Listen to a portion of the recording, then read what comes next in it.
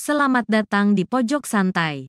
Sebelum Anda mendengarkan audiobook ini, kami menginformasikan bahwa channel ini adalah review audio dari buku yang ada di Indonesia. Untuk membaca keseluruhan buku ini, kami menyarankan membeli buku aslinya di toko buku kesayangan Anda, baik offline maupun online. Keberadaan channel ini dimaksudkan untuk membantu Anda mendapatkan pengetahuan dari buku-buku kesayangan Anda. Jangan lupa untuk subscribe, like, dan komen. Selamat datang di Pojok Santai, channel khusus yang membahas komik dan novel dengan cara asik. Nyoman Dwipa harus menghadapi Cokoda Gede Anyar, ayah dari Cokoda Gede Jantra, sebelum menghadapi anaknya. Bisakah Nyoman Dwipa menghadapinya? Yuk langsung saja disimak video berikut ini.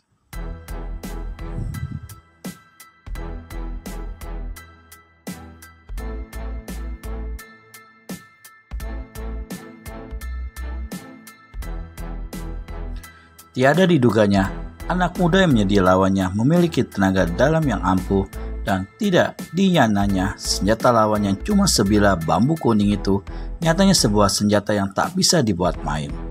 Menyadari semua itu, Cokoda Gede Anyar tanpa menunggu lebih lama segera mengeluarkan ilmu silat simpanannya yang terhebat.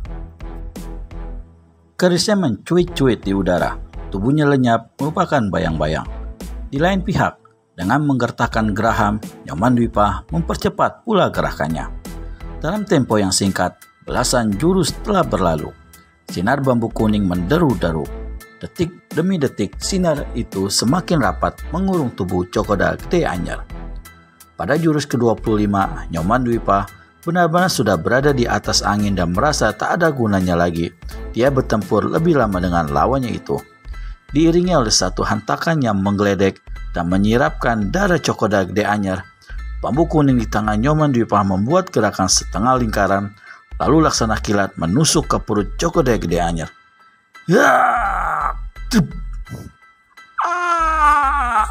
Cokoda Gede Anyar terpekik, tubuhnya terhuyung ke belakang. Kerisnya lepas, sedang kedua tangannya memegangi perutnya yang robek besar dan memancurkan darah. Sekali lagi, bangsawan ini menjerit, lalu tubuhnya tergelimpang roboh di tanah. Ususnya menggelegak membusai keluar. Di saat itu pula, di ambang pintu muncul sesosok tubuh. Orang ini adalah istri Cokoda Gede Anyar. Perempuan ini menjerit, lalu lari menubruk tubuh suaminya yang saat itu menggap-menggap menuju sekarat. Pemandangan itu benar-benar menyayat hati. Namun semua itu terpaksa dan harus terjadi karena jalinan hiduplah yang menghendakinya. Kemana kita sekarang? Tanya Lubayan Sarti ketika mereka sudah berada jauh dari gedung kediaman Cokoda Gede Anyar. Ke gedung putih, sahut Nyoman Dwipa saya mempercepat langkahnya. Tunggu dulu Nyoman, kata Lubayan Sarti saya pegang lengan pemuda itu hingga sesuatu perasaan aneh menyamak di hati Nyoman. Karena di situ ada pendekar 212 Wiro Sableng dengan wajah merah. Nyoman lantas menarik lengannya. Ada apa? Tanya Nyoman Dwipa pula. Sebaiknya kita jangan pergi ke sana Nyoman.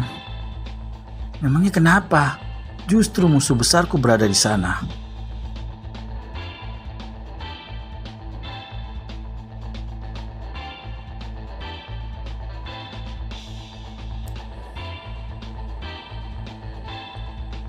Aku mengerti, kita tunggu saja bila dia meninggalkan gedung itu dan baru membuat perhitungan. Pergi ke sana besar bahayanya. Nyoman tertawa. Aku memang pernah mendengar tentang gedung putih itu, berkata Wiro Sableng.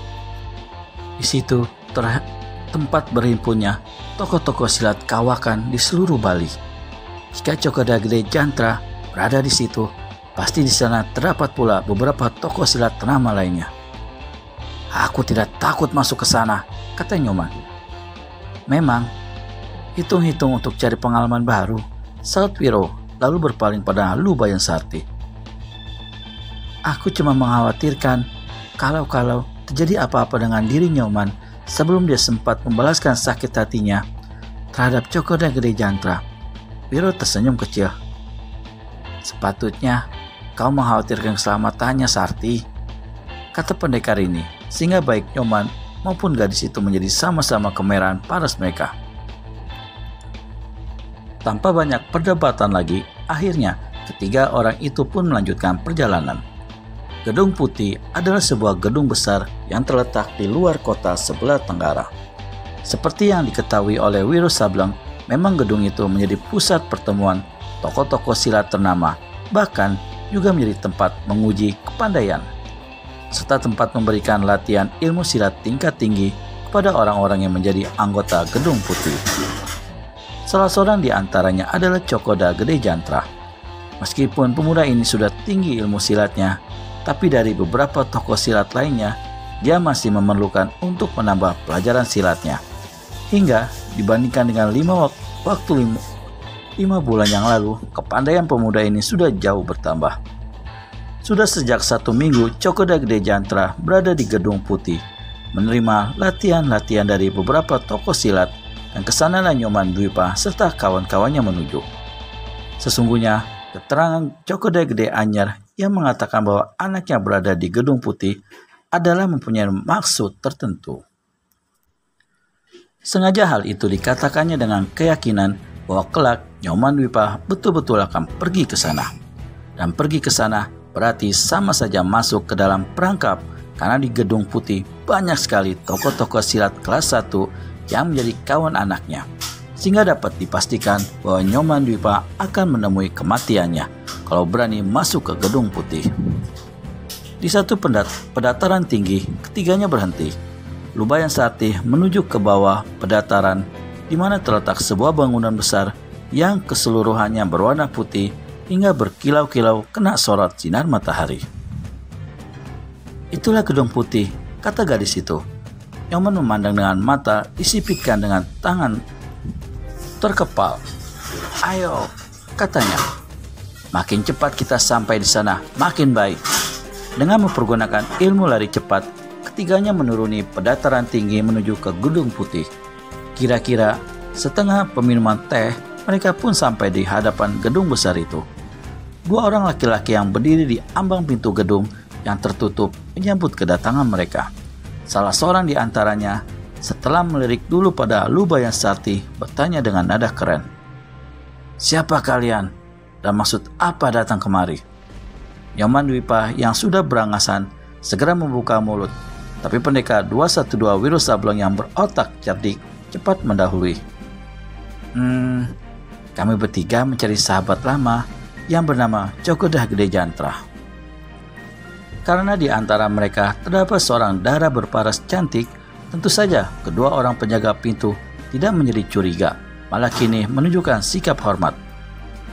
Nyatalah bahwa Cokoda Gede Jantra disegani di Gedung Putih itu. Sahabat yang kau cari memang berada di dalam, tapi harap kau menunggu sampai nanti siang, atau kembali saja nanti siang jika ingin bertemu dengan dia.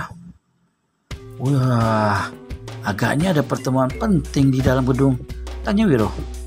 Iya betul, di dalam tengah diadakan pemilihan ketua Gedung Putih yang baru, dan Cokoda Gede Jantra adalah ketua panitia pemilihan. Pemilihan baru selesai siang nanti, jadi kalian bertiga kembali saja nanti siang kalau sekiranya tak bersedia menunggu di sini.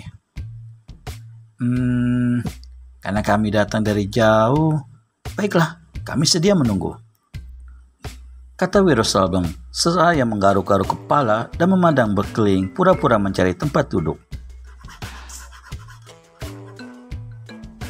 Tapi begitu kedua penjaga pintu lengah sekali bergerak saja, Wiro berhasil menotok mereka hingga kaku tegang tak bisa bersuara. Kedua orang itu kemudian dilemparkan ke balik sebuah gundukan tanah yang terdapat tak jauh dari pintu depan tersebut. Dengan mudah, pintu besar dibuka. Nyoman Dwipa masuk lebih dulu diiringi oleh Lubayan Sarti dan pendekar 212 Wiro Sableng. Mereka sampai di sebuah ruangan yang bagus berperabotan mewah, tapi di situ sunyi senyap, tak seorang pun yang kelihatan. Di ujung ruangan membentang sebuah tirai biru. Ketiganya melangkah tanpa suara ke dekat tirai ini, dan Nyoman menyibakkan ujung tirai sedikit memandang ke ruangan di balik sana. Dilihatnya sebuah tangga batu marmer yang menuju ke sebuah pintu kayu jati yang berukir-ukir bagus sekali. Akankah mereka bertiga berhasil menemukan Cokodeh Gede Jantra? Temukan jawabannya di video selanjutnya hanya di channel Pojok Santai. Segera subscribe dan tekan tombol lonceng untuk mendapat notifikasi video terbaru dari kami. Terima kasih dan sampai bertemu kembali.